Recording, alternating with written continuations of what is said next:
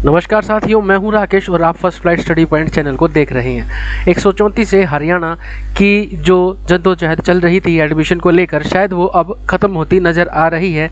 आज शाम होते होते सरकार ने एक नोटिस जारी कर दिया है, जिसके तहत 134 से के तहत जो दाखिले होते थे उनको बंद कर दिया गया है। अब ये दाखिले जिन स्टूडेंट्स के पहले हो चुके हैं उनके भी कैंसिल हुए हैं या फिर नए दाखिले नहीं किए जाएंगे, इन दोनों के बीच में असमंजस बना हुआ है। इस सारी बातों के बीच में, इन सारी बातों के लिए आज इस वीडियो में हम चर्चा करने वाले हैं। सबसे पहले तो मैं बात करूं कि ये जो नोटिस आया है, जैसा आप स्क्रीन पर देख पा रही हैं, यहाँ पर बताया गया है कि अब गरीब बच्चों को निजी स्कूलों में फ्री में दाखिला नहीं मिल पाएगा। इससे पहले 10% जो सीटें थी वो रिजर्व रखी जाती थी हर एक क्लास के अंदर, लेकिन अब इसके बारे में नोटिफिकेशन जारी किया है, जैसा आप स्क्रीन पर देख पा रहे हैं। जितने भी प्राइवेट स्कूल संचालक हैं वो तो इस फैसले से खुश हैं, क्योंकि वो पहले भी इसका विरोध करते आए हैं। इसके बाद जैसे ही ये नियम लागू किया गया था, उसके बाद प्राइवेट स्कूलों के द्वारा इनके जो रिइंबर्समेंट थी उसके लिए डिमांड की गई थी सरकार से, लेकिन सरकार उनका पैसा नहीं पहुंचा रही थी। इसलिए प्राइवेट स्कूल ने हाई कोर्ट में जो है इसका मुकदमा दर्ज करवा दिया था कि उनके जो पैसे हैं, उनका जो अमाउंट है वो उनको रिफंड करवाया जाए, लेकिन सरकार वो पैसा उन तक पहुंचा नहीं पाई है। अब कुल मिलाकर सरकार ने अपना पल्ला झटका लिया है और नियम 134A के तहत जो दाखिले थे उनको बंद कर दिया है। जैसा आप स्क्रीन पर ये देख पा रहे हैं नोटिस क्या बताया गया इसमें, आप देख सकते हैं।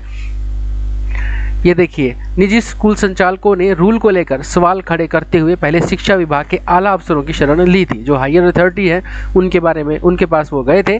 इसके बाद इन नियमों को हाई कोर्ट में भी चुनौती दे दी गई थी।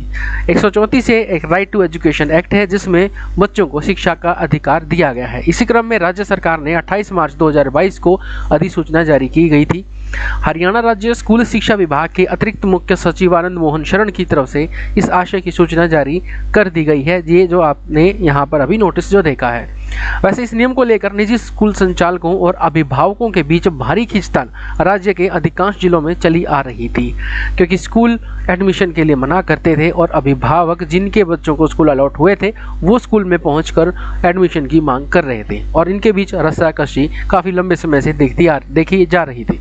परेशान स्कूल संचालकों ने इस विषय में बैठकें की थी और अफसरों से गुहार लगाई थी कि जो चुनौती है उनके सामने आ खड़ी हुई है, लेकिन सुनवाई नहीं हुई। अब वो हाई कोर्ट का रुख उन्होंने कर लिया था। जैसे ही अब ये अधिसूचना जारी हुई है आज शाम को, उसके बाद निजी स्कूल संचालकों में उनके मन में जो है अब जो है खुशी का भाव है, क्योंकि अब उनके मन में जो स्थिति है वो क्लियर हो चुकी है। स्कूल संचालकों ने इस फैसले का स्वागत किया है। मेन पॉइंट्स हम पढ़ लेते हैं। यहाँ पर उन्होंने शिक्षा मंत्री कंवरपाल गुर्जर का और मुख्यमंत्री मनोहर लाल खट्टर का धन्यवाद किया है, और उन्होंने कहा है कि देर से ही सही लेकिन सरकार ने रूल को ख़त्म कर दिया और यह मान लिया है कि ज़बरदस्ती स्कूल संचालकों पर इसे थोपा गया था। उन्होंने ये भी बताया कि अब स्कूल संचालकों और अभिभावकों के बीच चलने वाला ये गतिरोध है, ये समाप्त हो जाएगा। और क्या बताया है उन्होंने, हमने एक पैराग्राफ छोड़ दिया है, कोई इंपॉर्टेंट बात इसमें नहीं है। नेक्स्ट की तरफ हम बात करते हैं। उन्होंने कहा कि मुफ्त एडमिशन न मिलने पर अभिभावक स्कूलों को दोषी ठहराते थे, लेकिन सच्चाई कुछ और थी। सच्चाई थी कि जो सरकार की पॉलिसी थी वो गलत थी, सरकार ने इसे अच्छे तरीके से लागू नहीं किया है। अब ये पॉलिसी ख़त्म हो गई है, अब अभिभावकों और स्कूल संचालकों को राहत मिली है।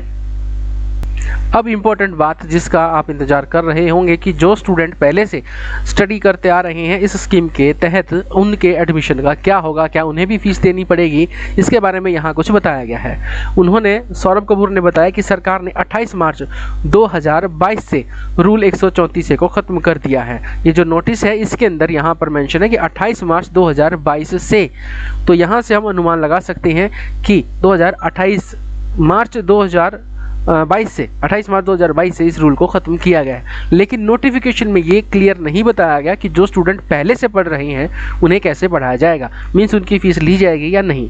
सरकार की नोटिफिकेशन के अनुसार अब नए सत्र से जितने भी बच्चे हैं उनको स्कूल के रूल के अकॉर्डिंग फ़ीस देनी होगी, यानी कि उनमें कोई भी कंपनसेशन है, कोई भी रिलैक्सेशन है वो नहीं दी जाएगी। सौरभ ने बताया कि स्कूल संचालकों ने सालों से बच्चों को मुफ्त में पढ़ाया है और सरकार की तरफ से लाखों रुपये उनके बकाया है। सरकार ने उन्हें में ये बताया नहीं है कि कब तक उनके पैसे बकाया वापस दिए जाएंगे। यहाँ अभिभावकों को अपनी हितों की चिंता है, लेकिन स्कूल संचालक अभी भी अपने बारे में ही सोच रहे हैं कि कब तक उनकी बकाया राशि दे दी जाएगी। अभिभावक जो कि 10 साल दर साल परेशान होते रहे हैं, उनकी समस्या ज्यों की त्यों बनी हुई है। ज्यों की त्यों की बात ना करें, उनकी समस्या तो और ज़्यादा भी बढ़ चुकी है। अब ये निशा कोई ऑर्गेनाइजेशन है, उन्होंने कहा कि बच्चों की पढ़ाई के एवज में सरकार स्कूलों का भुगतान करे, यानी कि कुल मिलाकर वो अपने पैसे पूरा करना चाहते हैं निजी स्कूल संचालक। अब नेक्स्ट पैराग्राफ में हम आते हैं। यहाँ पर इम्पोर्टेंट बात यहाँ पर लिखी है कि उन्होंने स्पष्ट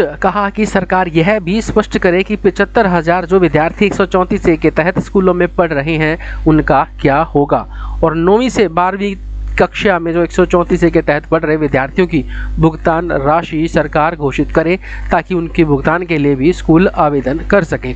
कुल मिलाकर ये जो डिसीजन लिया है ये अभिभावकों के, पेरेंट्स के और स्टूडेंट्स के हित में तो बिल्कुल नहीं है। अब की बार फिर से सरकार ने प्राइवेट स्कूलों के बारे में सोचा है और अभिभावकों को एक बड़ा झटका दिया है। ऐसी ही तमाम खबरों के लिए आप हमारे चैनल को सब्सक्राइब कर लें, और हरियाणा की खबरों से जुड़ा एक व्हाट्सएप ग्रुप है जिसका लिंक डिस्क्रिप्शन में है, उसको ज़रूर ज्वाइन कर लें। ये न्यूज़ अगर आप पढ़ना चाहते हैं, इसका लिंक भी आपको डिस्क्रिप्शन बॉक्स में मिल जाएगा। आज के लिए इतना ही, धन्यवाद।